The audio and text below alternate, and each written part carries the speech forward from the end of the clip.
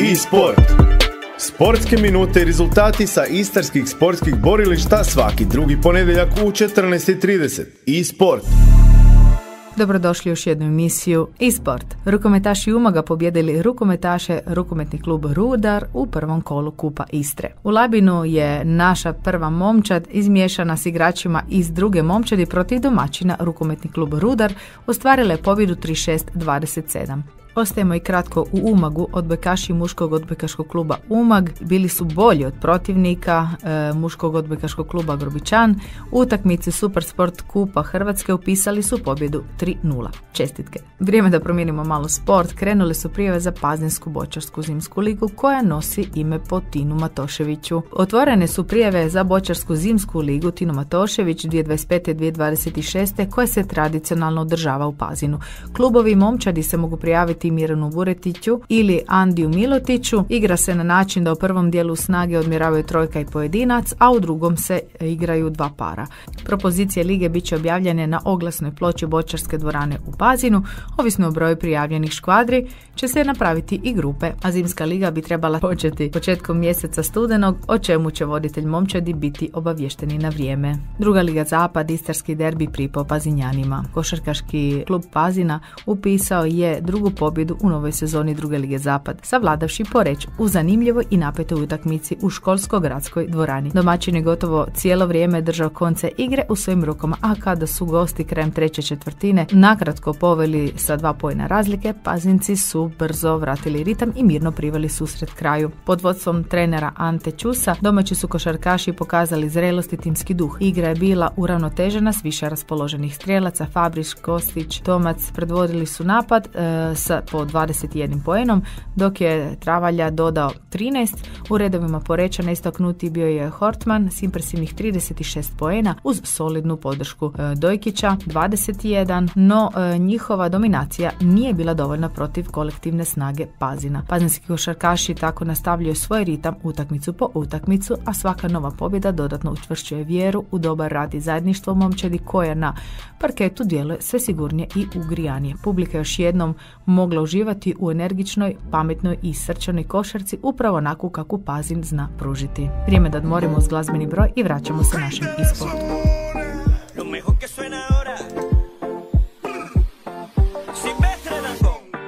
No sé cómo acabé en su apartamento. Había bebido un poco, perdí el conocimiento. Disculpa que le embarre todo el tiempo, pero es que hago las cosas y luego me arrepiento. Si te dijeron que nos vieron agarrados de la mano el cuento, no hagas caso, eso es puro invento. Que nos besamos en el carro y que yo lucía muy contento. No hagas caso, y eso es puro invento. La verdad que llegué a su cama y me dormí pensando en ti, pensando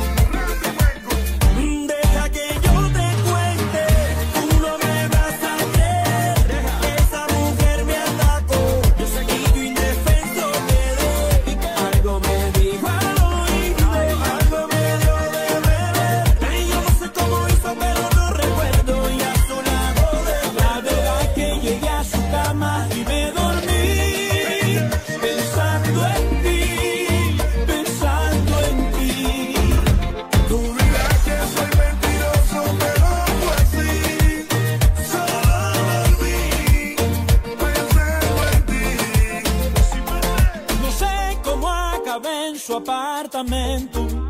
Había bebido un poco, perdí el conocimiento. Odmorili jesmo uz glazbeni broj i vrijeme da pričamo još malo o sportu. Istra, još malo manje istarska. Kristijan Glavaš nije više tim menadžer seniora Istre 1961. Nakon 15 mjeseci u medijima objavljena je informacija kako Kristijan Glavaš nije više tim menadžer Istre 1961.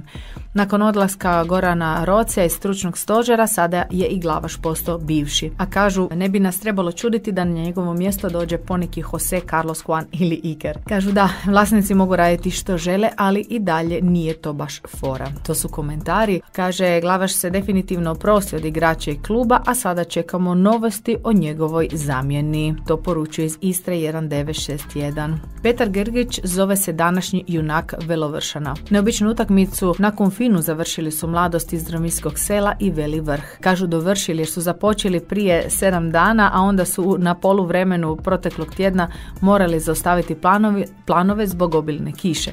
Pa su zapravo odradili drugi dan, drugih 45 minuta. Iako su imali problema sa nastavom igre, ipak su uspjeli se snaći i evo, junak dana je Petar Grgić koji je zabio u 62. i 77. minuti za naranđasto slavlje. Dani gimnastike u Umagu, mjesec sporta, zajedništva i uspjeha. Mjesec listopad u Umagu ostaće zapamćen kao pravi festival gimnastike, mjesec u kojem su se sportski duh, mladost i strast prema gimnastici spojili u 3 nezaboravna događaja.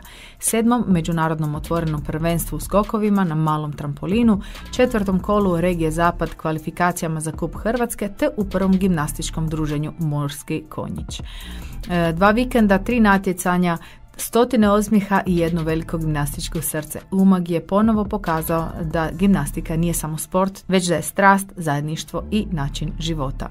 Pula pod jedrima, veliko finale regatne godine krstaša u Istri. 21. Arena Kup okuplja jedriličare iz Hrvatske i inozemstva.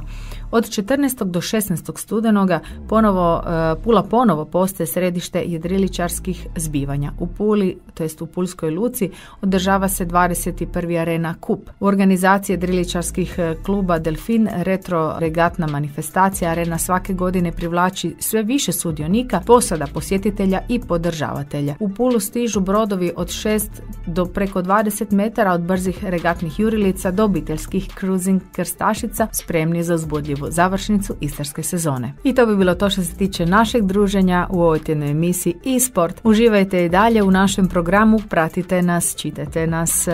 Lijepi pozdrav i do slušanja. E-sport. Sportske minute i rezultati sa istarskih sportskih borilišta svaki drugi ponedjeljak u 14:30. E-sport. Ova emisija sufinancirana je sredstvima Fonda za poticanje pluralizma i raznovrsnosti elektroničkih medija.